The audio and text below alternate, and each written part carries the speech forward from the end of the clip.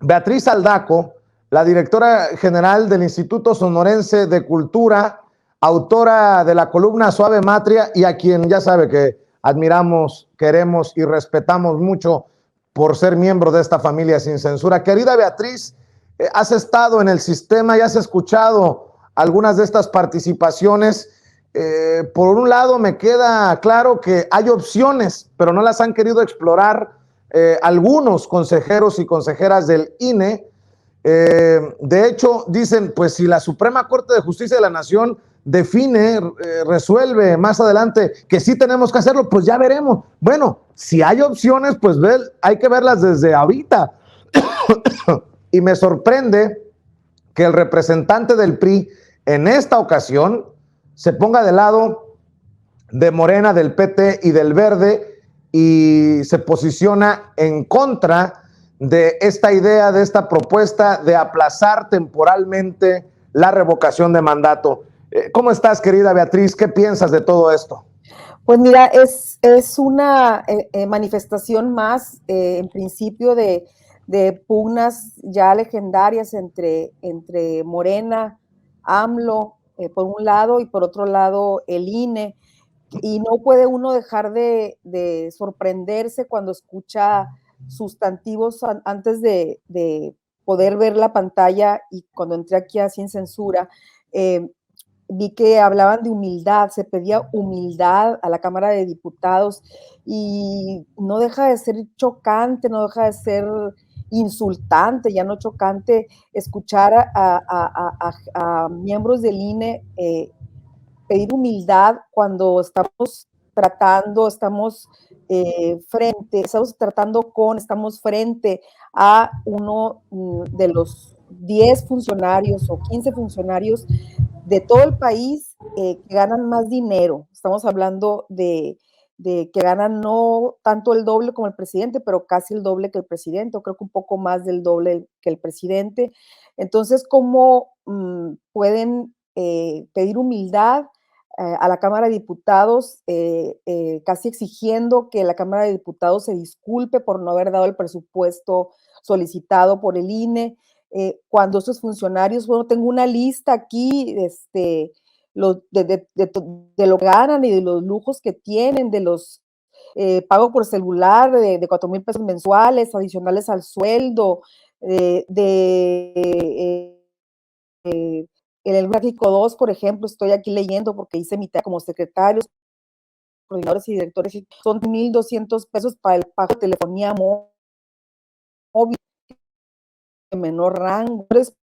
Públicos tienen una mensualidad por despensa, se les cobra 14,000 para gastos de alimentación, y así te puedes ir, Vicente, viendo cuántas cuesta o nos cuesta el seguro de gastos médicos mayores, que en los funcionarios del Poder Ejecutivo se eliminó ese gasto, las prestaciones, las primas vacacionales, en fin, no acabaría, me llevaría todo el programa a enumerar todos estos gastos de un aparato que si no es si bien es cierto que no es el más caro del mundo, ahorita no sé cuál lo sea, sí es uno de los más onerosos del mundo, que no ha querido entrar a un proceso de austeridad o de análisis del propio desempeño para desembocar en un plan de austeridad, como sí lo han hecho otros organismos, incluido el Congreso de la Unión, incluido, por supuesto, el Poder Ejecutivo,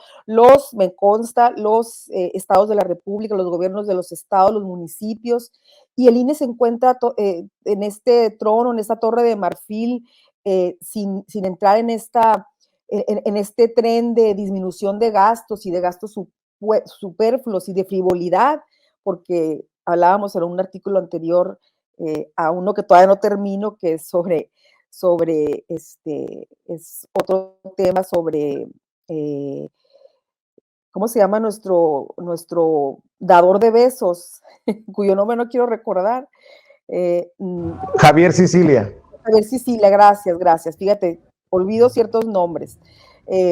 Entonces, en conclusión, Vicente, es chocante porque por un lado se lloriquea, están lloriqueando porque no les alcanza, se están anticipando a los tiempos, como bien lo dijo el representante del PRI, con quien estoy de acuerdo en este momento, en este caso estoy de acuerdo, se están adelantando a los tiempos y ya están tomando la decisión de aplazar el proceso de revocación de mandato, también en una expresión más de su rechazo a la democracia participativa. O sea, esta es una secuela también de lo que ocurrió con la consulta popular, que intentaron frenar por todos los medios posibles que se llevara a cabo la consulta. Ya sabemos los resultados, pero finalmente se llevó a cabo la consulta porque la Constitución así lo dispone, porque la revocación de mandato a partir de una reforma de 2019 está en la Constitución y es una obligación que el INE la lleve a cabo, como quién sabe, pero una manera es,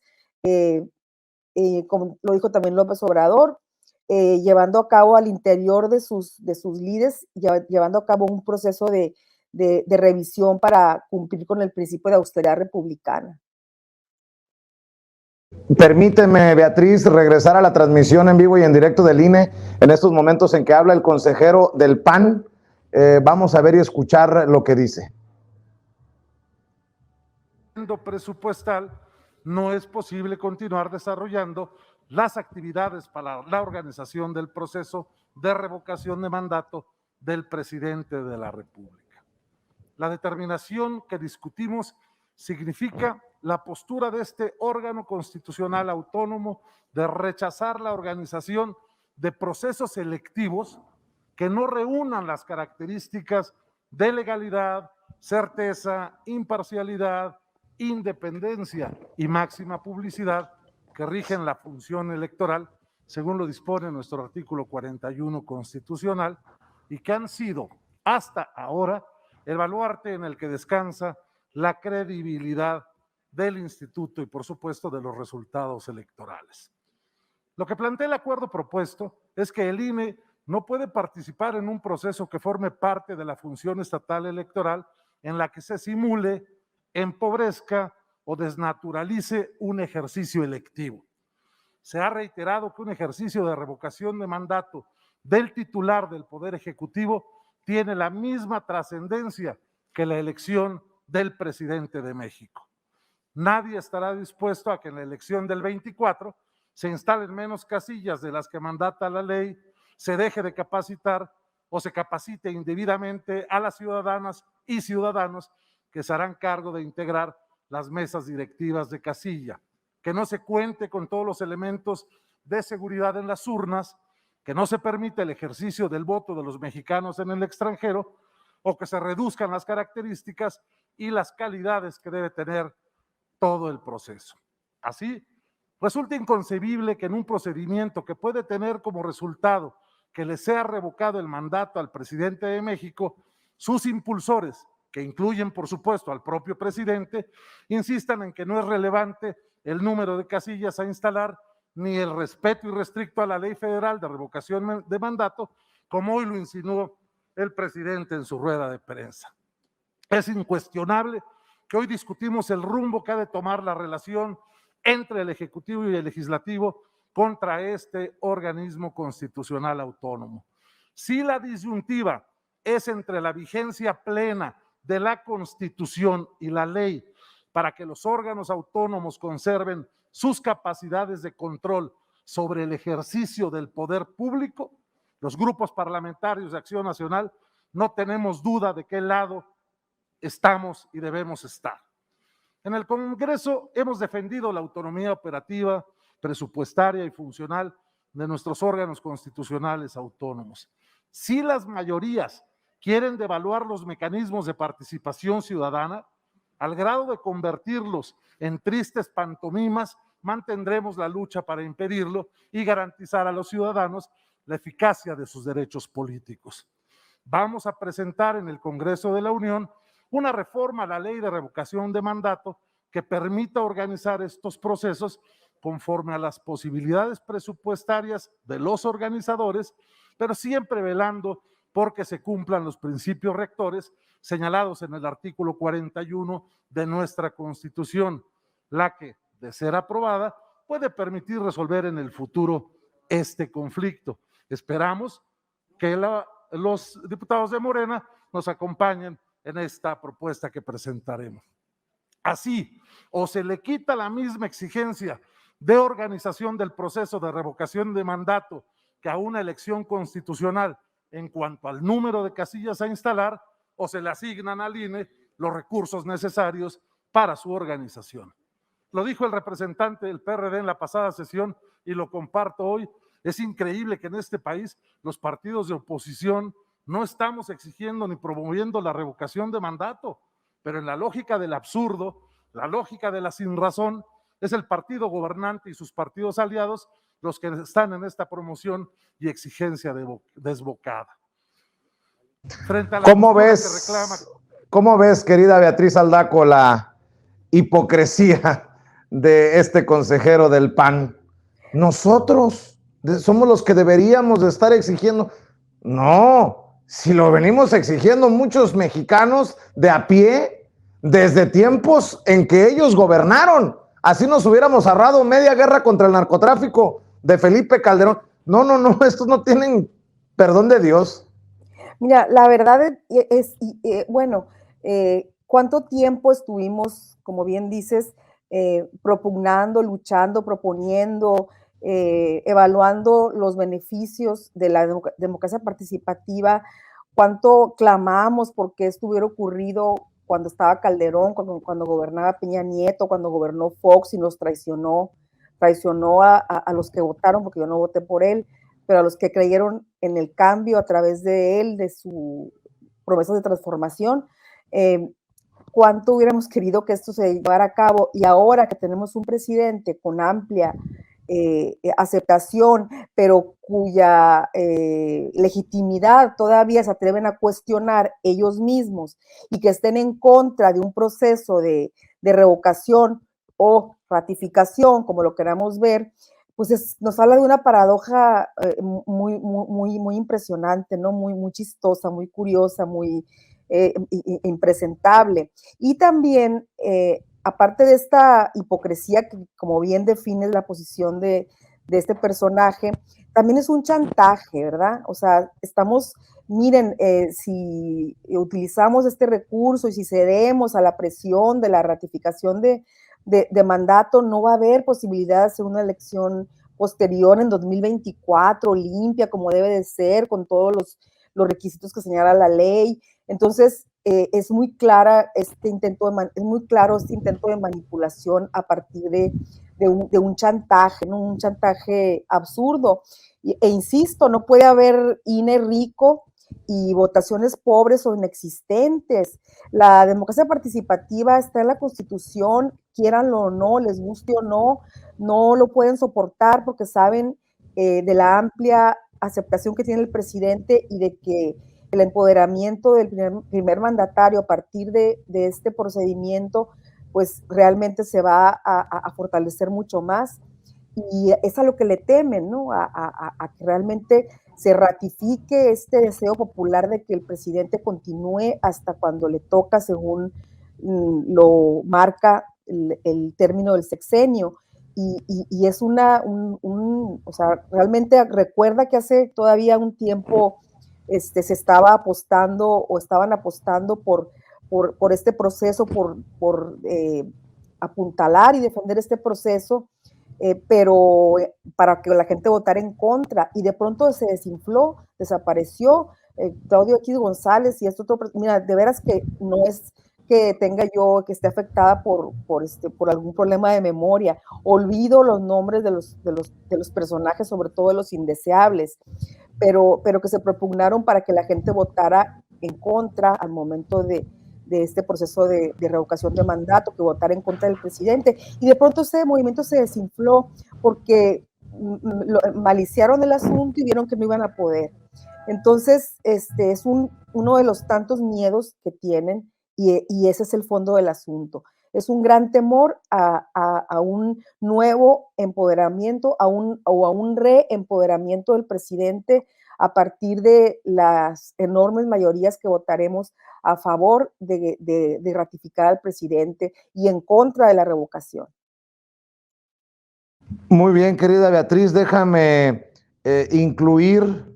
déjame invitar a la mesa de diálogo a otra amiga de Sin Censura, a Marta Olivia López Medellín, periodista de En un 2x3 Tamaulipas. Te saludo con mucho gusto, Marta Olivia, ¿cómo te va?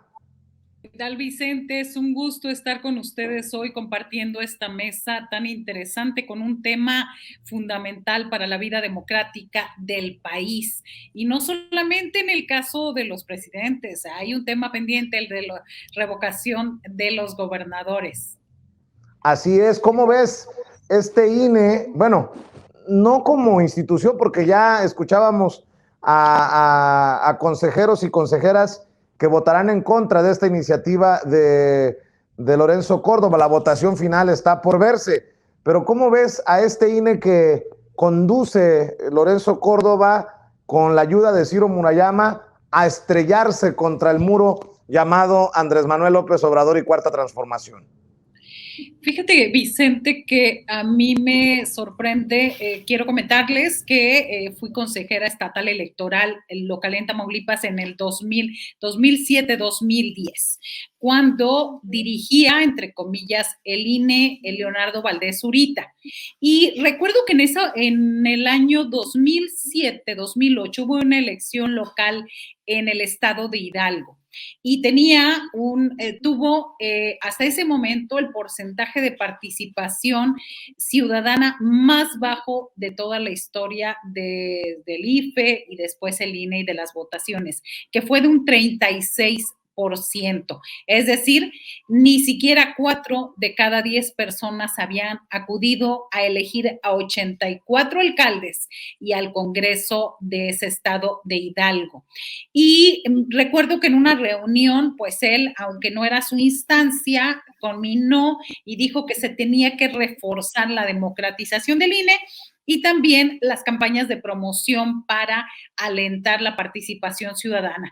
Pues fueron palabras que quedaron en el aire, porque lo que sí veíamos desde ese momento es la enorme disparidad económica de los institutos electorales de los estados y del Instituto Nacional Electoral. En ese tiempo, el IFE. Entonces, me parece, y quiero hacer esta referencia y este pequeño recuerdo, ¿por qué? Porque andaba un joven politólogo muy aguerrido en las mesas de los consejeros, las consejeras, casi como el changuito levantando la mano y pidiendo tiempo para que lo tomaran en cuenta. Y era un joven que decían muy disidente, muy de izquierda, muy democrático. Y bueno, cuando yo pregunto quién es él, es Lorenzo Córdoba Vianello. Entonces, ese es el antecedente un poco para ubicar lo que estaba pasando en la participación ciudadana. Yo jamás pensé que este señor se fuera a convertir en, a mi parecer, uno de los principales personajes en contra de la institución, del Instituto Nacional Electoral. ¿Por qué? Pues porque las ideas, las exposiciones, las charlas que daba en ese momento no tienen absolutamente nada que ver con lo que es ahora Lorenzo Córdoba. Entonces, llega al INE y llega con una idea bastante sesgada, bastante contraria de lo que requieren las y los ciudadanos en el país. Y para empezar, ese enorme dispendio, que ya viene desde muchos años atrás, un ejemplo, por ejemplo, en ese caso era un consejero del INE, tenía 5 asesores, 2 choferes, 4 unidades para unidades motrices. Y en el caso de los institutos, pues no teníamos más que la sola representación. Y por ejemplo, hablo del caso de Tamaulipas. Entonces, habría que irse un poquito, recordar quién fue, quién es, y bueno, confrontar sus ideas con lo que quiere hacer ahora en una posición muy contraria a la democracia mexicana o la democracia que buscamos en nuestro país. Se me viene a la mente cuando escucho hablar de humildad por los consejeros del INE, que bien podrían decir, ok, pues nos vamos a bajar el salario como lo pide el pueblo, pero vamos a negociar para que nos den más dinero. Les damos algo de lo que tanto molesta de nosotros, pero ayúdennos a llevar a buen puerto este proceso de revocación de mandato. Pero no hay humildad, ni hay ganas de hacer lo que pide el pueblo, que es que todos ganen igual o menos que el presidente de la República. Déjenme plantearles otros temas, querida Beatriz, querida Marta Olivia. Ayer en Tabasco, yo he dicho que se han alineado los gobernadores, incluso de oposición, del PAN, del PRI, porque del PRD ya no hay más que el de Quintana Roo, que es PAN-RD, se alinearon a la Cuarta Transformación. No estuvo Enrique Alfaro por cuestiones familiares, dice el presidente Andrés Manuel López Obrador hoy en la mañanera, pero pues se acabó la alianza federalista, sepultaron aquella alianza que buscaba hacerle frente a este autoritario de López Obrador, tan autoritario que yo los vi muy sonrientes y andaban hasta, parece que de broma en broma, Beatriz. Pues mira, realmente es una manifestación más del poder de aglutinamiento que tiene el presidente, el hecho de que los mismos miembros o exmiembros, casi exmiembros ya de este grupo, hablen de sepultura, ¿no? De sepultar.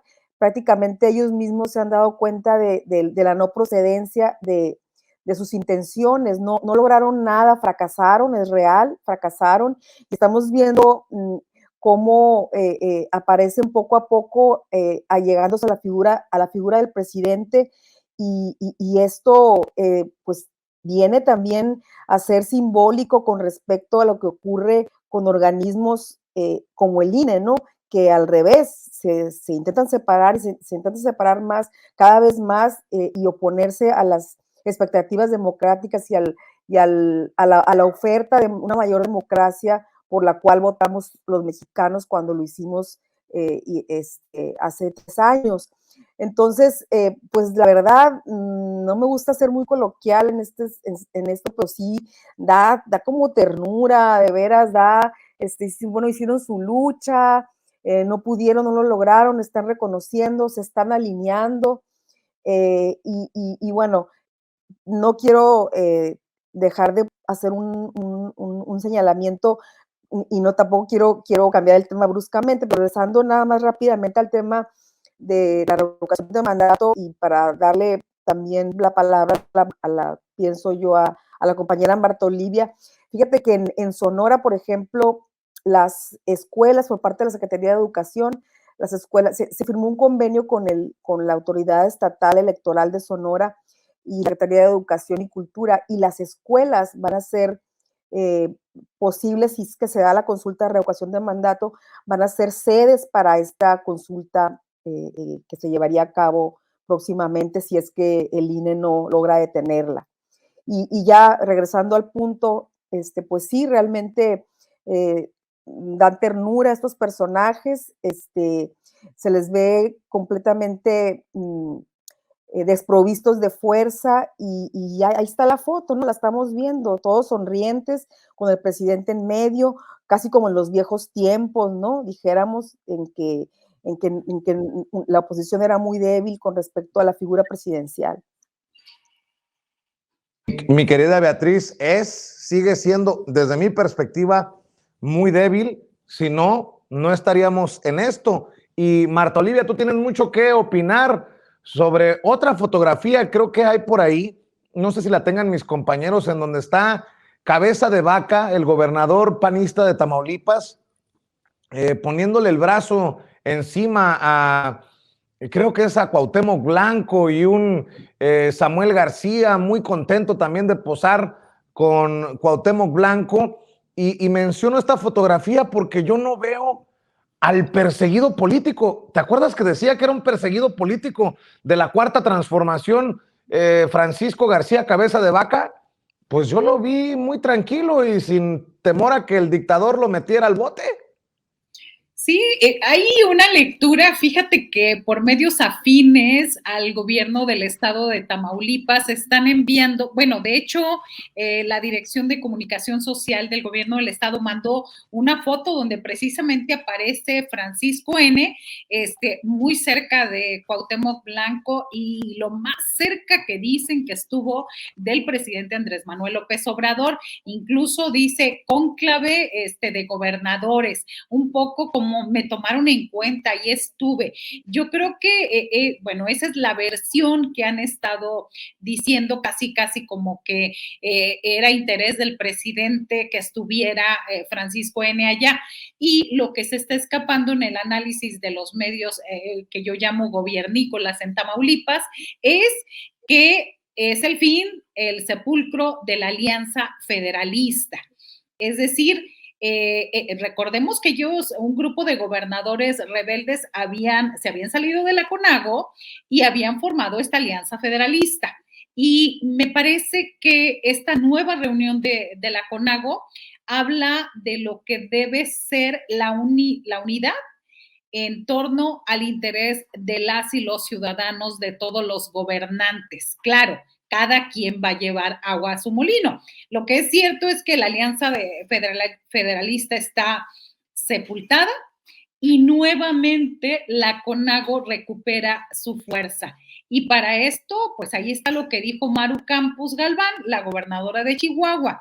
Dijo que pues ella regresa a la confederación, a la conferencia, perdón, nacional de gobernadores. ¿Por qué? Pues que se logra más con el diálogo y con la mediación que con la confrontación. Me parece que esas son las palabras clave que resumen esta reunión. Y bueno, también hay un detalle ahí, Vicente.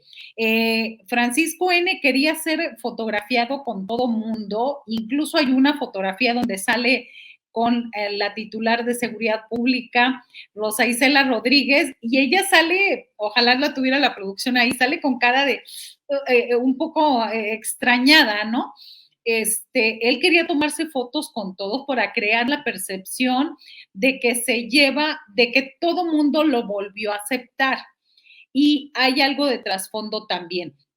La Suprema Corte de Justicia de la Nación ayer se dio a conocer, esto era desde más o menos el 6 u 8 de diciembre, ahí está, y ¿qué determinó la Suprema Corte? Que no le permitía, le rechaza esta controversia a Francisco García Cabeza de Vaca contra las órdenes de aprehensión por lavado de dinero y creo que manejo de recursos ilícitos. Entonces, digamos que se la tenían guardada, él supongo yo que fue un poco a buscar cobijo, a pedir un poco de paz, y la única forma era estar ahí y era tomarse la foto con todo mundo. Entonces no se ve ni que sea perseguido, simplemente se ve un afán bastante protagónico de él. Y bueno, ¿qué más nos demuestra que justo esa fotografía es la que mandaron difundir en todos los medios con los que se tiene convenio publicitario acá en el gobierno de Tamaulipas y también en algunos de la Ciudad de México? Es decir, crear percepción de cercanía cuando pues en realidad, por ejemplo, ahí es una selfie, obviamente en una selfie todo el mundo se tiene que juntar, no es como que estés a medio metro, 2 metros de cada uno, pero bueno, la realidad es esta y que la Suprema Corte le dijo a Francisco N., pues no te aceptamos esta controversia por una orden de aprehensión.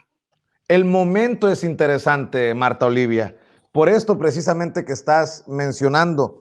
La Suprema Corte de Justicia de la Nación desechó por segunda vez una controversia constitucional interpuesta por el gobernador de Tamaulipas, el panista Francisco García Cabeza de Vaca, contra una orden de aprehensión en su contra. Es acusado de presuntos delitos de delincuencia organizada y operaciones con recursos de procedencia ilícita. Es la segunda ocasión en que el máximo tribunal rechaza su solicitud, ya que previamente lo había hecho con la controversia 96/2021, que fue desechada por extemporánea. Digo, en este contexto es que se da precisamente la asistencia de cabeza de vaca en Tabasco. Así es, y hay que recordar también que la Alianza Federalista estaba integrada por gobernadores, el de Aguascalientes, Miguel Riquelme de Coahuila, que en la foto donde están todos en esta orilla, en esta foto panorámica, pues aparece como que ya no quiere ni salir por ningún lado. Estaba también José Rosa Saizpuro de Durango, Diego Sinue de Guanajuato, Alfaro, el gran ausente, y Francisco Javier García, cabeza de vaca. Y recordemos también y que Aureoles. ya se había salido el ex gobernador Javier Corral después de las investigaciones que se abrieron en contra de Francisco N. Él dijo, antes que nada y antes que todo, eso no tenemos nada que ver en ese momento como Partido Acción Nacional, y fue el primero que renunció a esta alianza federalista. Les propongo otro tema, porque mi querida Beatriz, esto también es de llamar la atención. Hoy detuvieron en Canadá a Eduardo León Trawitz y también tengo información que Javier Duarte gana suspensión contra detención por desaparición forzada y que la UIF denuncia a Emilio Lozoya por 214 viajes al exterior en una década. ¿A dónde voy con esto? Son 3 casos de los gobiernos anteriores.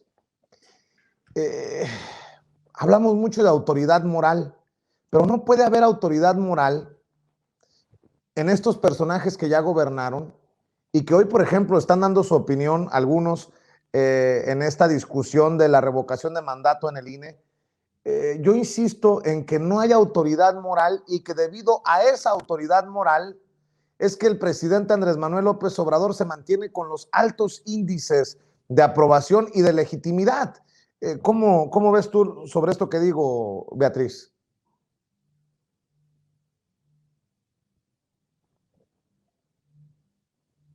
A ver si escuchamos a Beatriz. Sí, ahí está. Perdón, tenía desactivado. Yo fui la que desactivé el audio. Pues mira, esto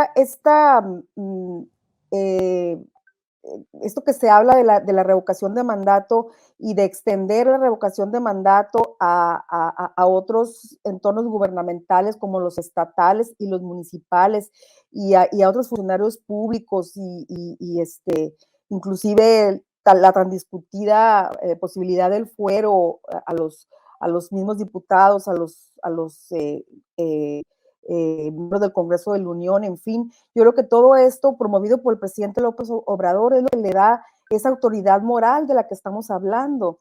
Y poco a poco, cuando de pronto decaen los ánimos y creemos que ahí quedó todo, que ya no va a haber más señalamientos o más aprehensiones o más denuncias o demandas contra exfuncionarios de administraciones pasadas, de pronto viene esta cadena inesperada de sucesos que nos hacen recuperar la confianza en que realmente la autoridad moral de López Obrador sigue prevaleciendo y siguen cayendo esos personajes que tanto daño hicieron a México y a los mexicanos. Déjame echarle más leña al fuego, Beatriz, para que también comentes. Vicente Fox, ante las declaraciones del presidente Andrés Manuel López Obrador hoy en la mañanera de que son chicanadas y tácticas dilatorias lo del INE en torno a la revocación de mandato, escupe en Twitter Vicente Fox. López, tú no eres el dueño del INE, somos los mexicanos. No nos grites de esa manera para un capricho personal. Hablando de personajes pues que no tienen autoridad moral, pues. Bueno, pero déjame concédeme por favor el privilegio de analizar. Tú sabes que a mí me encanta el análisis del lenguaje. De veras, yo no sé si se los escriben los tweets a Fox o qué es lo que está ocurriendo, porque cada vez escribe peor. Después de un vocativo como López, tiene que ir una coma. El tú es un pronombre, debe ir acentuado. López, tú no eres el dueño del INE, no debe ser López. Tú no eres el dueño del INE. Somos los mexicanos. Mexicanos va con minúscula, no con mayúscula. No nos grites de esa manera para un capricho personal. O sea, este tipo de redacción, este mensaje está saliendo de una mente completamente desequilibrada, porque no, las fallas en la redacción, de la puntuación, lo que te reflejan es un desorden mental, un desorden emocional, un desorden psicológico, y este hombre cada vez escribe peor, señal o síntoma de su desequilibrio. O sea, con todo respeto lo digo porque pues el desequilibrio mental no es algo para burlarse, no es algo para condenar, no es algo para ridiculizar a nadie ni para ofender a nadie, pero es una descripción. O sea, cada vez lo evidencia de una manera más patética. Vicente Fox, no nos grites de esta manera, tú no eres el dueño del INE. O sea, y aparte son frases tan verdaderamente estultas, insulsas, que dices, ¿cómo puede ser posible que hayamos tenido a este personaje como presidente de la República? Bien dicho, querida Beatriz. Cierro con tu reflexión, querida Marta Olivia. Sí, dos al respecto muy rápidamente. Un día, recuerdo un día que Carmen Salinas, recientemente desaparecida, le preguntó a Fox, ¿y usted ya se aventó su churro después de leer, de reunirse con él? Y con esto no quiero decir que me dicen, cuidado, no te metas con los marihuanos porque son más lúcidos y cuerdos, que nada tienen que ver con Vicente Fox. Entonces, solamente lo recordé como referencia en este caso. Así que, pues, primero eso es lo único que me merece. Sí, ya, yo recuerdo un reportaje en la revista MX cuando era presidente Vicente Fox y hablaba de las cantidades de ansiolíticos, las cantidades de antidepresivos y las cantidades que doña Marta Sagún le daba de toloache para tenerlo controlado. Pues bueno, simplemente hay que recordar, o sea, que no se nos olvide quién es Vicente Fox, lo que escribe, lo que hace, pues tiene su antecedente. Y el antecedente, uno de los más famosos es que él resolvía el asunto de Chiapas en 15 minutos. Entonces, pues lo que hay que decir de este personaje es que ha sido congruente. Claro, va de mal en peor, cada vez más ansiolíticos, antidepresivos y yo creo que le dejan el Twitter así como para entretenerlo un rato y esto es lo que provoca. Pero digamos, en un tema ya más serio, hay que recordar esta situación, esta detención del general Eduardo León. Él estaba prófugo desde mayo del 2019 y era el jefe de seguridad de Petróleos Mexicanos durante el periodo de Enrique Peña Nieto. Y los delitos que enfrenta son delincuencia organizada y sustracción ilegal de hidrocarburo. Así que desde el 2020 el Ministerio Público Federal había solicitado la cooperación de la Interpol para ubicarlo y detenerlo. Así que es muy importante y quiero comentar esto. Como subdirector de salvaguardia estratégica de Pemex, este general integró un grupo que se dedicaba a reparar artesanalmente las tomas clandestinas que operaban los grupos delictivos. Es decir, se trata de un pez gordo del huachicoleo y es importante porque creo que además de la confianza que tiene el presidente Andrés Manuel López Obrador, sus altos niveles de popularidad, ahora necesitamos no solamente ver detenidos a personajes como no solamente eso, es impactante, es un personaje fuerte, ahora necesitamos que suelten la sopa. Y hablo del huachicoleo porque estamos hablando en el caso, desde Puebla, con lo que ya sabemos, hasta Tamaulipas, la red de corrupción que hay en toda esta área. Y me quiero bajar al tema de Nuevo León y Tamaulipas.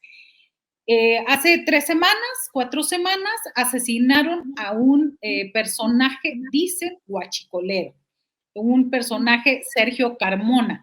Y este señor, junto con su hermano, se hicieron ricos con este trasiego y también huachicoleo fiscal. En este asunto quedaron pues muy chamuscados. De los 7 aspirantes a la candidatura de Morena en Tamaulipas, quedaron chamuscados 5. Entonces, además de la detención que se acaba de hacer del general, creo que las y los ciudadanos, los tamaulipecos, los mexicanos, necesitamos saber toda esta red de corrupción y que empiecen a rodar cabezas en serio, que además de las detenciones, ya haya acciones en concreto, Vicente. Marta Olivia, precisamente antes de que te vayas, dame tu opinión. Ricardo Ravelo, periodista experto en crimen organizado, en narcotráfico y estos temas, habla de un caso de Enrique Alfaro. Dice, no creo que Enrique Alfaro sea un presunto culpable, estoy hablando de hechos. Alfaro es lo mismo que Aristóteles Sandoval, tiene compromisos con el crimen organizado desde hace tiempo, y esta me llamó mucho la atención, esta declaración.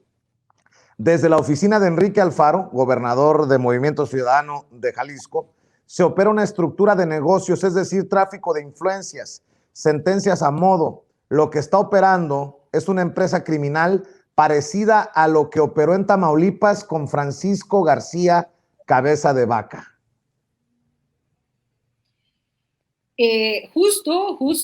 Yo pienso que más que motivos familiares, el caso de Alfaro, su ausencia, pues iba a estar ahí como muy condicionada o muy, no sé, quiero pensarlo de esta manera. Y quiero, en el caso de Tamaulipas, a ver, hablamos de un personaje que está desaforado desde el 30 de abril pasado. Un personaje que la Cámara de Diputados le dijo, ya estás en desafuero. El Congreso local lo blinda. Llega la nueva legislatura y, ¿qué es lo que hace? Le retira esas controversias constitucionales, ya no tiene el blindaje. Entonces, ¿con qué quiero volver a este caso de Francisco N?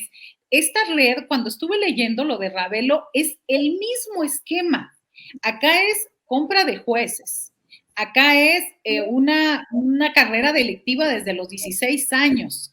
Acá hablamos de un grupo operativo especial, el GOPES, que igual calcina, detiene y secuestra migrantes que a los tamaulipecos en la frontera, que tenemos una de las carreteras más peligrosas del mundo, que es la que va de Nuevo León a Nuevo Laredo, donde han desaparecido más de 80 personas solo en este año.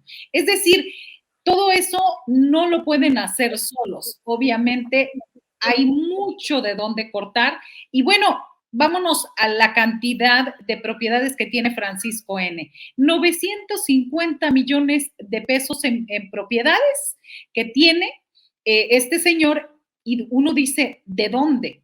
¿De dónde si sus ingresos no corresponden en absoluto con todo lo que tiene? Y quiero cerrar rápidamente con esto. Ahorita hay problemas, hay Congreso, mayoría de Morena, mayoría simple, y el señor se niega en esta semana, digamos, la nota de esta semana es que el señor quiere cobrarnos a los tamaulipecos derechos vehiculares porque por 537 millones de pesos. El Congreso de Morena lo tumbó. ¿Y qué es lo que hace el señor? Veta la medida. ¿Por qué? Pues porque es el año de Hidalgo, porque está empujando entre su hermano y su secretario general de gobierno. Están desesperados por conseguir dinero. Recordemos que el señor, su señora esposa y su hermano, el senador, tienen congeladas las cuentas bancarias. Y sin embargo, Vicente, no vemos que avance nada. Sí puede haber otro caso de un narcogobernador, como decían. ¿Y qué pasa? ¿Por qué no se actúa en contra de Francisco García Cabeza de Vaca? Si hay pruebas en caso de Alfaro, ¿por qué no se actúa?